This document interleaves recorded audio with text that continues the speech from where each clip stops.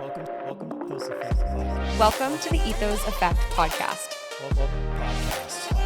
After building and learning from failures, We discovered our ethos and leveraged it to scale, sell, and build again our seven-figure businesses. whether you're starting out or leveling up. This podcast is your source for innovation and lasting impact. All right, everybody, welcome to the Ethos Effect podcast. Today we had on Andrew Filar. He's the CEO of Peachy Insurance and also co-founder of the Next Call Club.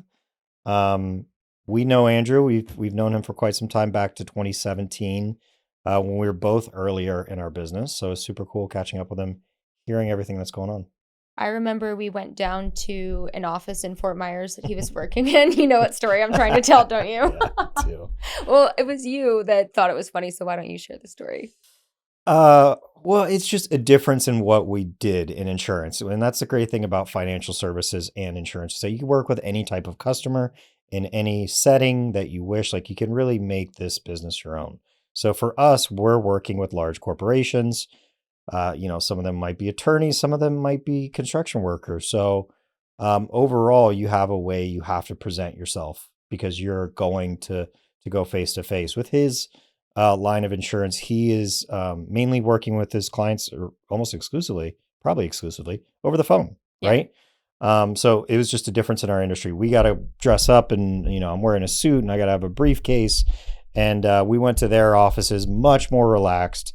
And I got a kick out of it because they were having an executive meeting, and everybody left their book bags by the door. Like backpacks, their book bags, yeah. Lined up by the door. Yeah, I know. I just saw it, and I was just like, wait a minute, your executives are having a meeting in there? And then I had a peek, and it was, just everybody hanging out. And it was just funny. I was like, wow, these are different businesses. Well, and Andrew's got a baby face, He does, he's he 32, but he could probably pass for like 24. Yeah. Super impressive, pretty ridiculous stuff they're doing, up to from $0 to $38 million in revenue in a little under 6 years. Yeah.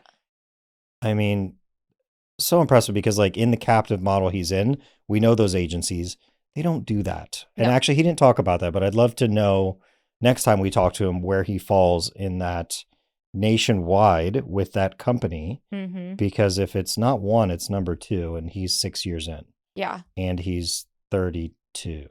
And what's super impressive is now, like, the secret sauce, if you will, to his success, he has packaged that and is now selling that, which is really neat. So anyways, you don't need to hear it from us. Let's hear it from Andrew Filar. Here we go. All right. Welcome to the Ethos Effect podcast. I'm Donovan, joined by Chelsea. And today we have on Andrew Filar, who is the CEO of Peachy Insurance and the co-founder of the Next Call Club. How you doing, Andrew? I'm doing great. How are y'all? Good. Thanks for joining us again.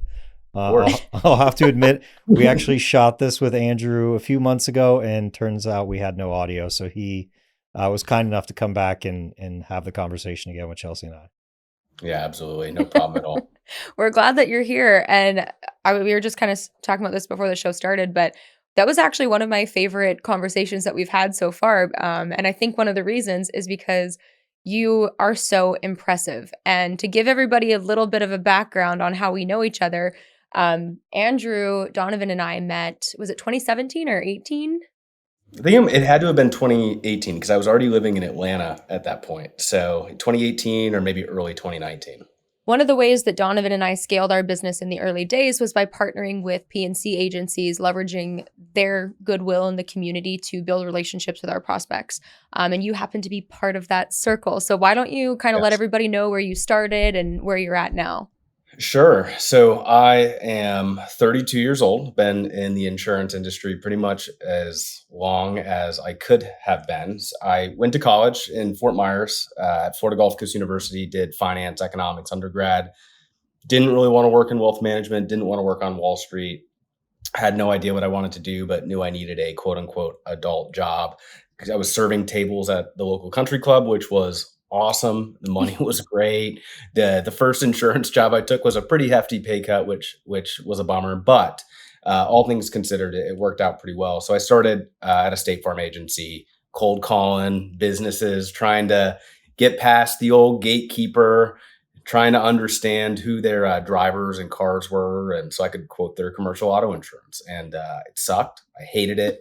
It was really hard, Yeah. and I wanted to quit. But I remember telling myself, I'll give it a year, and after a year, I think I was like, I'll only be 22 at that point, so I might as well just give it a year. And eventually, I stopped sucking. I got better, and I'm really really grateful for that experience because cold calling businesses is pretty tough. And so when I eventually got into a role where I was calling qualified consumers who were actively shopping for insurance, I felt like it was the easiest thing in the world. And I hear people say, "Oh, calling these people who are shopping online, it's so tough. They don't want to talk to you." But it was a great lesson that hard is relative, and there's a difference between calling somebody who's not shopping at all, trying to get past the gatekeeper, or somebody who maybe is just getting called by a bunch of people. You have to be a little bit more persuasive. So started in a producer role, did that for a while, and then was recruited over to work for the largest captive agency in the country of any brand. And basically the pitch there was, look, you don't have to sell anything other than car insurance here. And at the time I was at State Farm selling life insurance and health insurance and credit cards and car insurance and just all types of things. And I thought that was a pretty attractive offer. And I knew I'd open my own agency at some point. So to me, it was kind of like, hey, I've worked really hard. I'm going to go work over here for maybe a year, rehab a little bit, and then get back out there and open my own agency. But wound up staying there for 8 years and wound up, working my way into a management role and then a leadership role, and worked my way all the way up to CEO of that company for a while. And then in 2022, I broke off with that agency and started Next Call Club. And so the timeline's a little bit fluid because, about 4 years into that 8-year tenure, I opened up my own agency and continued to run another agency at the same time, which was a blessing in disguise. It was a lot of work, but it allowed me to not take any money out of my own business because I got a salary from somewhere else. So it feels a little convoluted, but I think to put it in a nutshell, started as a producer at State Farm, went over to a large captive agency. About halfway through that, opened my own agency, scratch. Just hit 38 million, a little over 5.5 years of tenure. And that's it. That's it. And so, we were really shooting for 50, but we got time, Yeah. so that's the story, and now I've got the agency and Next Call Club, which is a marketing services company that helps insurance agents grow. So that's my story. I love the part where, even early in your career and, you must have been 19, 20 at State Farm and you committed to sticking around to a job you hated, and what you eventually loved was the progress you made and kind of where that took you. I think so many Absolutely. people get caught up in like, I gotta love what I do. And it's like, quit being a baby, like just do something hard, get better at it. Like you're gonna appreciate yourself. Like the point is the hard work. That's the point. Is that it's Yeah, difficult. to that point, I was talking with my sister-in-law. So she's in her early 20s, and she's kind of getting through grad school and deciding what she wants to do. And she's like, I really want to make a difference in the world. And I said, the best way to make a difference in the world is not to get a job that you love or you're making a difference in the world. It's to get a job to maximize your income. So then you can then in your free time make a difference in the world with the money that you've made. And so I think there's a couple ways to look at it. And Mhm. to your point, Donovan, I think you can love what you do. And I think if you can find something that you love and you get paid well for and a way to live the life that you want to live, that's amazing. But I think sometimes people over index on what you love rather than saying, look, how can I maximize my income or my time so then I can use that extra time to do that thing that I love. Yeah. So And naturally, like the thing you love, you're probably not going to get right into it. Like for I'd say sure. you probably love running your agency now, but it's like when you come in without any of those skills, like you kind of have to go through those things that you hate.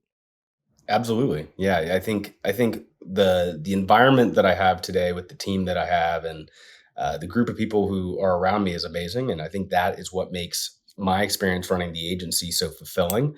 But if I go back to the first couple years, oh, it was brutal. It was brutal. I did not love it. Right. I did not love it.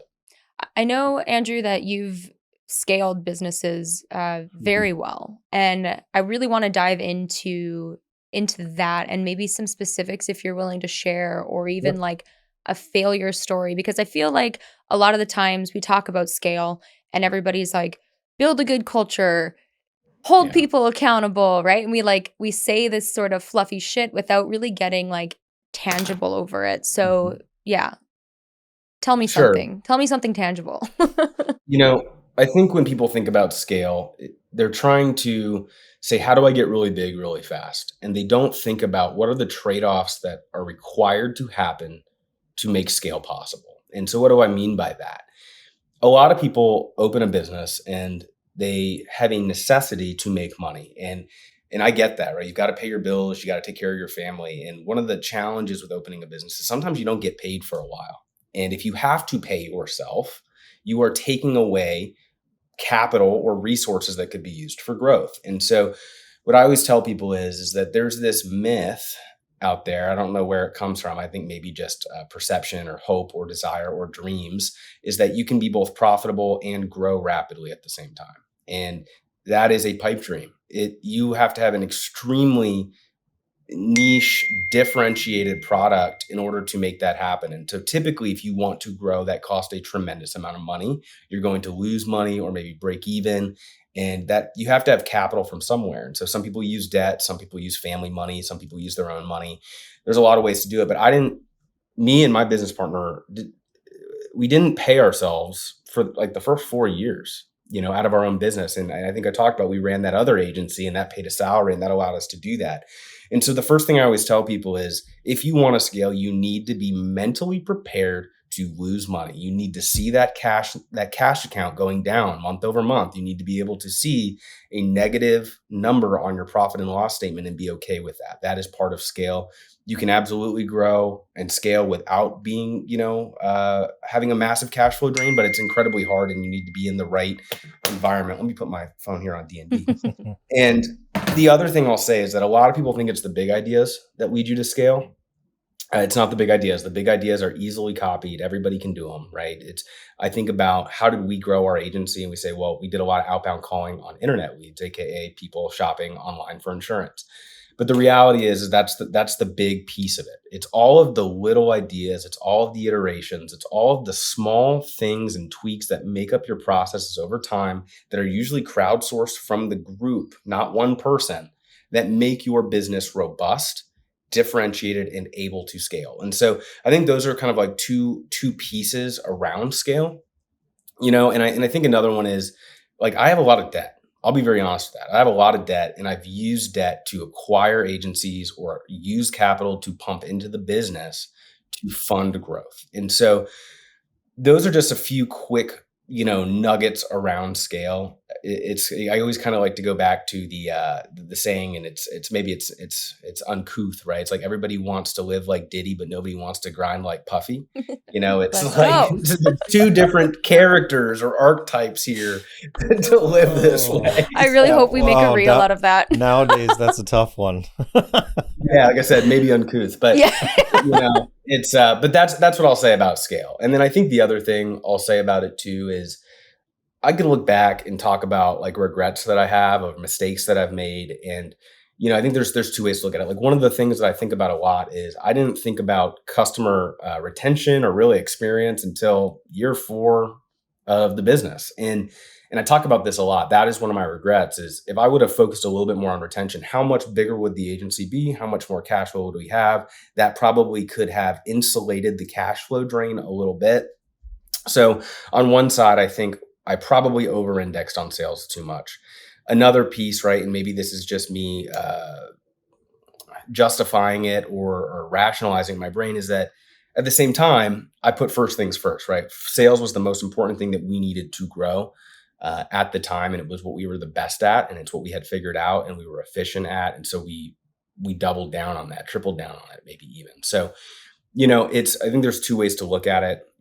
There's plenty of things I could say I regret, but then there's plenty of ways I could say, well, maybe that was the right move. I don't know. I think the important thing is to reflect, right? And then it doesn't really matter what the answer is. Right. We're here.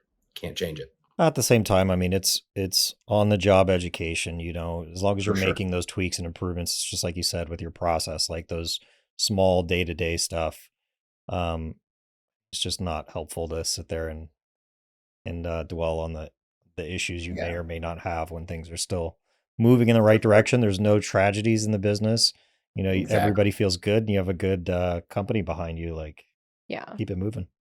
Absolutely. I feel like we can Fully kind of agree. relate to the sales focus the first couple years, and For sure. then, Yeah. because even for us as well, right? Like we grew really quickly and it was all fun. And I tried to come up with this saying today, like puppies and rainbows. And Donovan's like, I don't think that's the right one. It's like something else. But like it was all happy things. When you're selling, selling, closing, closing, closing. And then you kind of get, year two, we were like, oh yeah. Yeah.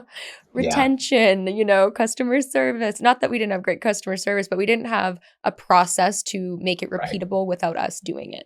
So, Right. those repeatable processes, and that I feel like for us personally, not that it's our interview, but scalability is really about accountability, but your tech stack and your systems and your procedures reflecting the accountability of your people. And I say this till I'm like blue in the face, but managing processes, not people, has been such a key to our scaling. Have you noticed that in your business? Yeah, I would say that, processes are really important because you have to have something that you can point back to and say, hey, if something's not going right, or rather to say, if something is going wrong, numbers are down or retention is down, you have to have a place to start looking. And so having a process gives you a rail to run down to start trying to diagnose and then fix the problem. And I think if everybody has their own process, it's almost impossible to fix anything. And to touch on something that you said is that, that first year when you're selling, selling, selling is, I think it's a lot of entrepreneurs are salespeople at heart. And getting that sale is just such a dopamine hit. You're like, yeah, yeah, yeah. And then, when you're first getting going, you have to find customers, you have to get revenue. And when you get to that second year and you talked about having somebody else who could do these things, replicating yourself is so important because at the end of the day, there's this, they call it, I'm going to use this wrong, but there's like a chasm, right? Early on, you're just doing whatever you can. Everybody's wearing every single hat and you're trying to get the business off the ground. And then you've got to cross the chasm a little bit. And you've got to get you've got to replicate yourself who can then do those things that you did so you can focus on continuing to take the business higher. Because if not, then you'll just get stuck and you'll never be able to get any bigger or better because you're just doing the same You're things every bottlenecked. single day. You can't do any strategy. You can't do any entrepreneurial type things. You're just in it. And now you don't have a business, you have a job. And maybe you work for yourself, but you still have a job. And so to your point, yeah, it's the process is really important because if you have a process that can be repeated, you can bring somebody in and train them on that very, very quickly. And if you Well, don't have a process, it could take years for someone to quote unquote apprentice underneath you by observation. and if we define scale as revenue outpacing cost, think about the power of having a solid system or process that somebody can follow. So instead of needing to bring in some highly experienced, highly compensated employee to just execute on the business needs, you can bring in somebody for potentially half the price that can follow a process and just believes in the values of the company. So I think that too has been something interesting that we've leveraged, has been like, scaling, it can be done in a lot of different ways, but the training and the processes and the procedures, if that's in place, that's really one way to develop talent and not pay out the gate for them. Absolutely. And it builds culture as well because somebody will come in and you become known for having a culture of, hey, like they really develop you here. They really pour into you here. They promote from within here. They do all of these things that help you hit your goals here rather than, oh, well, you worked really hard for the last 5 years and they just brought somebody in off the street who's a big maybe, paid 3 times what they would pay you for it because they had to. And then a year later, it didn't work out and everybody's frustrated. And everyone hates you. So, right, exactly. Absolutely. So one of the ideas I've been pondering, just thinking about starting an agency, scaling, doing that with a business partner, is the idea of like kind of what makes the two of us tick. Yeah. And I kind of relate it back to this conversation of either being a person that loves to win or you hate to lose, and how that kind of starts changing your behaviors within your business. From what you're saying based off sales, I'm going with the fact that you're a love to win guy. I love to win. Okay. Yeah. I don't worry about losing. I think I have a short memory on Yeah, losses. I'm with you there. Anybody in Yeah. the business that's on the hate to lose side that kind of reels you back in on some things? I don't know. I've got some really amazing partners, across the ventures, and I have a really amazing team just in general. And I think I'm fortunate that the core team that I work with, I have 3 other people, my CFO, chief revenue officer, and then chief of staff. who basically, run the business. And I've had the privilege of working with all of them. Like, I think the shortest tenured person is 8 years. Oh, And wow. so, they know my intricacies. I know theirs. And when I think to go back to that piece about, I enjoy running the agency a lot today. I didn't, 1 or 2 years in. And I think the reason for that is that I think I'm pretty curious. I have a very hard time sticking to one thing at a time. And I'm not good at getting started. I love ideating and dreaming. I have a really hard time getting started, but I have a couple people around me who are really good about being like, cool, awesome, great. Y'all know Danny, he's one of my partners. And I remember when we started Next Call Club, I was talking about it for like 4 months and all these ideas. And he's like, yeah, dude, let's get started. And I was like, all right, cool, let's get started. And he's like, yeah, like, well, what are we going to do to get started? I was like, I don't know, man. Like, I'll go get a customer. And then he's like, hits me up one day and he's like, hey, I filed the LLC. I got like a trademark, like got all the things, go get a customer. We need revenue, and that helped me a ton because all of that, like kind of administrative, logistical type things, like I have a really hard time doing that stuff. Like I always joke that like filling out a form is like one of the hardest tasks for me. It's just, oh God, just like, I just don't want to do it. So I have a really great team around me who are really, really good about reeling me in. I don't know that I would say that they love to win more than they hate to lose or vice versa. It's a question I should probably ask them. I think they all love to win. I don't Yeah. know. I think Maybe I they think hate to for lose. us, like it showed just in like risk tolerance a little bit because obviously you're both, right? Like Mhm. everybody's both. Nobody wants to lose. You want to win, but I think it comes to risk tolerance and then where the focus in the business starts to shift after that first year where everything's rosy and it's just winning all day every day. Like you're like waking up listening to T-Pain, all I do is win. And then like you hit like day 366, it's like, oh shit, things are changing. Now there's additional considerations here. Like I didn't know that. Well, I For didn't sure. realize that so Donovan recently was asked me this question and I had never thought about it. Like I was just like, well, obviously I love to win. Like I was super competitive growing up, played D1 college softball, got hurt, had an injury, overcame that. Like it's just been my first business, now this business, like everything has always been like I thought love to win, right? And I think what's been really interesting and kind of my next big growth spurt is going to be around the fact that I was love to win. I had this like number in my head of, oh, when I make this number, watch out. Or when I win this award, which that, I thought would take me 20 years. It happened 3 days ago, the biggest award in the industry. Congrats. These things that I'm like, they're going to be really far away. And that was my love to win. These things are starting to happen. And then now I find myself being more of a hate to lose. And my risk tolerance is shifting a little bit, but I know that I need to get out of that mindset.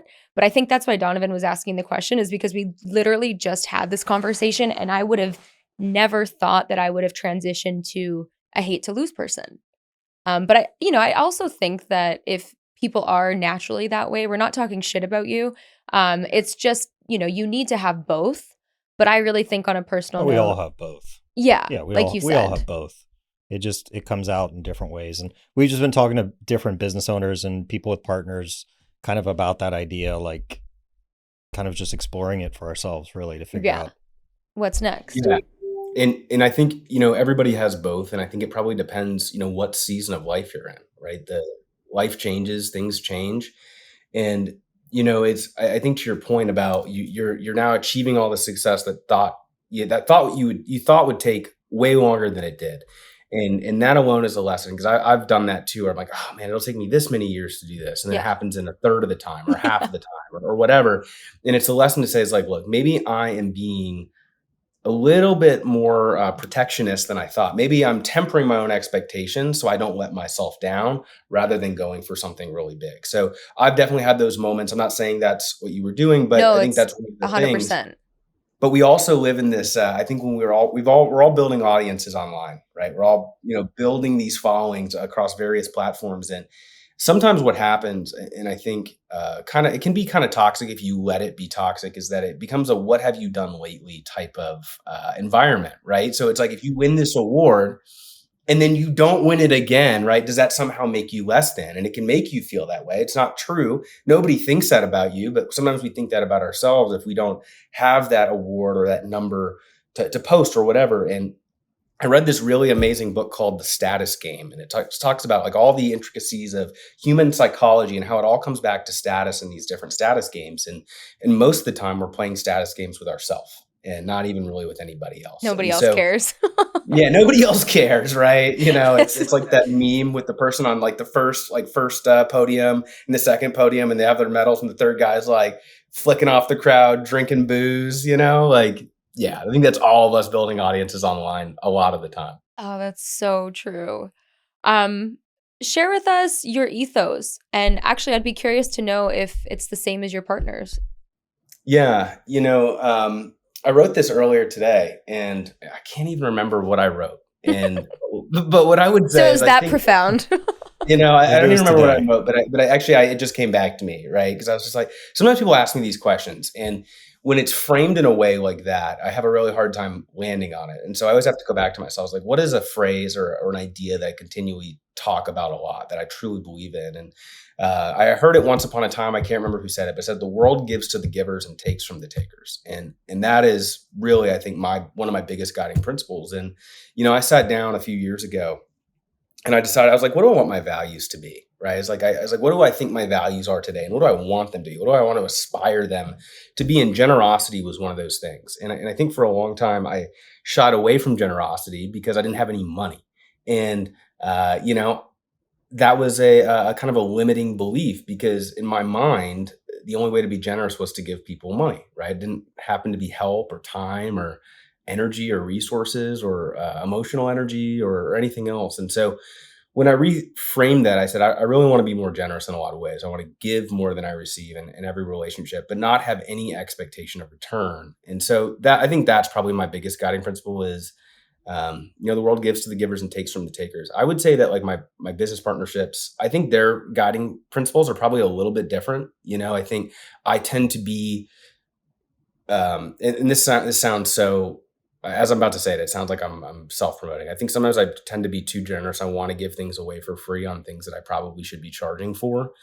And sometimes by trying to do somebody a kindness like that, I then do somebody else a disservice, because then I say, hey, I need your help doing this thing so I can do this thing for free. And now I'm roping somebody else in to help me help somebody else, and nobody's getting paid for it. And so that can be unkind, right? So I think my guiding principle is give to the givers. The world takes from the takers, but I just need to make sure that as I'm giving, I'm not taking from somebody else to do it. Right. That's really well said. Something I know Donovan and I have always admired about you is your transparency. And I'd love for you to kind of share. And guys, if you don't follow Andrew Filar on LinkedIn, you absolutely need to.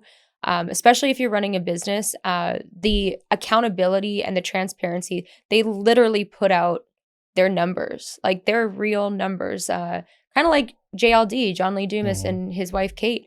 We Entrepreneurs on Fire. I don't know if maybe that inspired you or what, but like, where did this idea come from and how has it helped you? Maybe it did come from JLD, because I haven't listened to JLD in years, but I remember in like 2015, 16, probably 17 even. That was like the podcast I listened to the most, mostly because he did them in such a concise and tight format. So it was perfect for like driving to and from the office. But the lessons were profound. I think a lot of the transparency came from in the insurance agency industry on the property and casualty side, mostly like the captives. A lot of people post their numbers. However, people post a spreadsheet of their numbers, or they post some graphic of their numbers, or they post something that could be easily faked. And then you often find that the number you can't find them on any leaderboard anywhere with any official number. And Wow. and I always thought that was kind of crappy. And I always decided that if I was going to go out and build an audience, I was going to post our real numbers, and I was going to post it right from the system, the one that everybody recognizes. And whether it was good, bad, or ugly, I was going to post it. And so an example of that is like last year we had record numbers, and that was great. And now we're probably writing half of what we did last year, but that's okay, because if I'm going to share it during the best times, I'm going to share it when we're triaging at the same time. And I think where that comes from is I never want to be the person that people say, ah, man, like Andrew's a fraud, right? I want to say, look, here's my numbers. Here's why I think we were able to achieve these numbers. Or, hey, here's where we tripped and fell, and here's what we're working on, if you just post your numbers and they're really big or they're really great, that's just like an ego stroke for everybody. But if you don't actually give anything with it, it doesn't help anybody. So what I try to do is I post my numbers and then I break those numbers down in my newsletter that I put out to agents. And like I said, good, bad, or ugly, I share it. I share close ratio. I share whether we're hiring or we're not hiring, whether we bricked it on the marketing, whether it was an accountability issue or whatever we think it was, because I want people to understand that it doesn't matter what your numbers are. You have to understand why they were good or why they were poor, because otherwise you're just on the roller coaster of life and sales, and you're going to have ups and downs and ups and downs and ups and downs. So It's it's that more tangible about piece. yeah, it's Like, more about this the is what you process of do. understanding than it is the actual numbers themselves, in my opinion. No, I love it. And I think the other piece of generosity that we kind of had a discussion about prior was, you're in an industry where you're selling auto insurance, but the next call club is essentially to train and show other agencies how to do the same thing.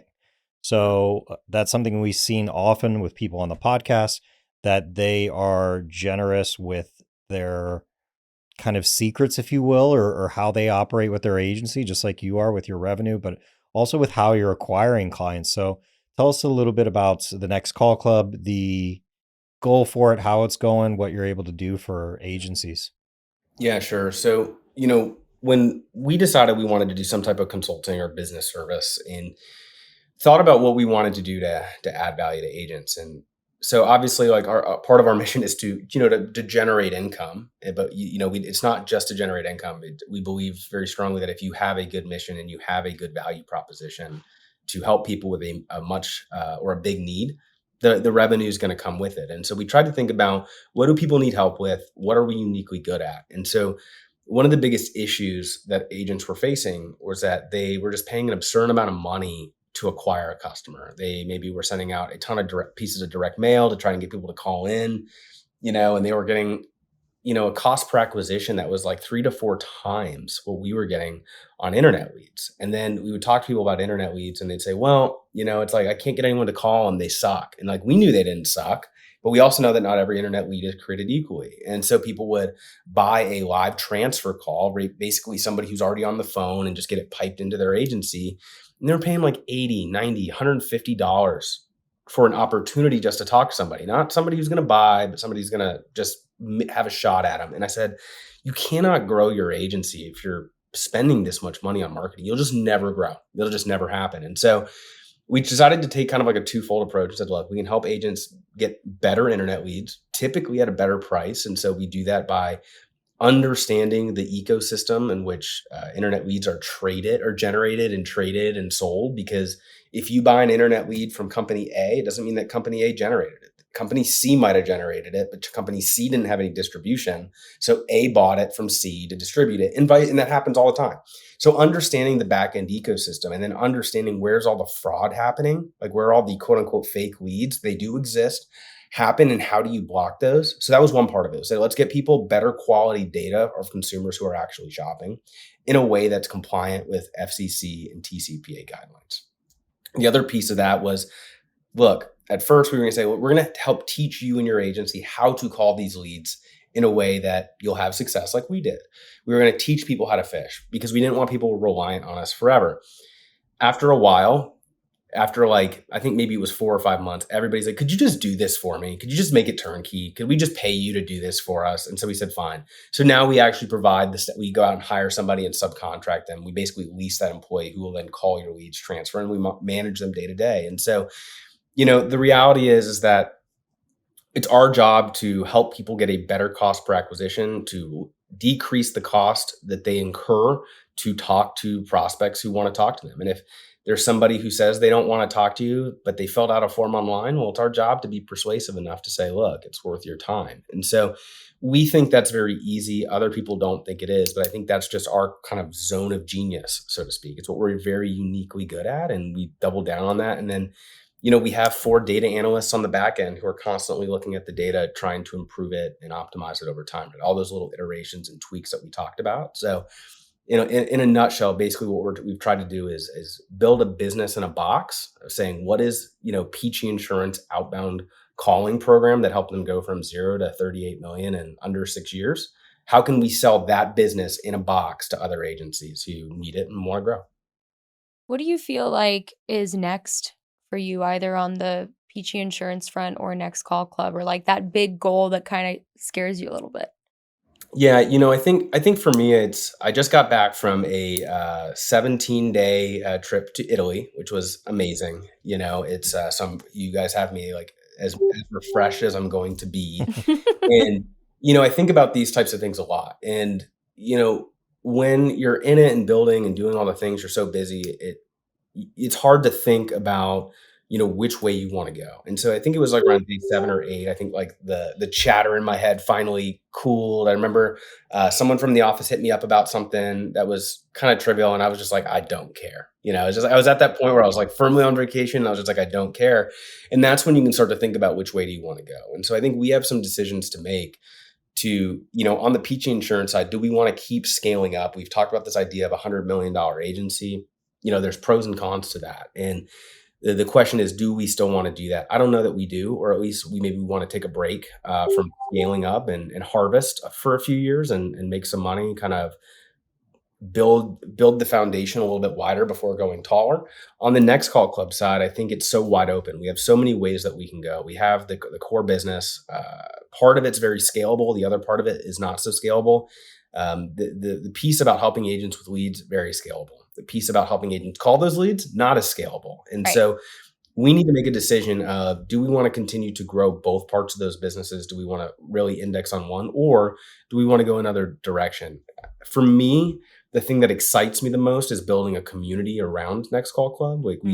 I haven't really done a lot of work on that front, but there's this idea where it says, look, what is a way that I could charge a couple $100s a month to agents to be a part of this community, and they get 10 times the value back no matter what? And so trying to think about what are those unique small value adds Yeah. that, if packaged together properly, could be something that fills a lot of needs for agents all over the industry. So to me, that's where my head's at a lot, is just trying to understand, like, I can make a community play, but how do I make this really, really valuable? What I'm not trying to do is, I'm not trying to create another training platform or another community that's just like a private group chat or anything like that. Is how can you take every aspect of your agency that has a need, and how can we help you fill that in some way, shape, or form? Maybe not the most hands-on way, right? But to help you do things better, faster, and have access to a Yes. brain trust that has failed, maybe more times than you've even tried. So Love it. So our listeners can find you. I'm guessing you want them on LinkedIn, because I see your LinkedIn, and that is happening place to be. So is that where they should follow yeah, you? LinkedIn is the place. So Okay. I had a streak going that I let go over vacation. I think I made it Oh, 452 days. oh So I no. think is what I made. And I made a conscious decision to let it go. I said, you know what? It was right around that day 7. I was like, I don't care. I just don't care. I'm on vacation. And so LinkedIn's the spot, but you can find, I'm on Facebook too, but I think LinkedIn is just such a better social media platform for a lot of ways. Yeah, I absolutely agree. All right. Well, Yeah. that was super informative. I know I took a lot of good nuggets. I'm excited to see if that little social culture comment was that Diddy makes a reel. If if you get canceled over that or not. No, I'm just Make sure you put in my comment that it may be uncouth. yeah, Self-awareness is important for the clip. you're like, I'm never coming back. But no, Yes. seriously, thank you. We always have such a good time chatting with you. You Likewise. are, you're just so impressive. Especially being 32. I think a lot of people can look up to you and learn from you. So thanks for being on our show, Andrew. Thanks, Andrew.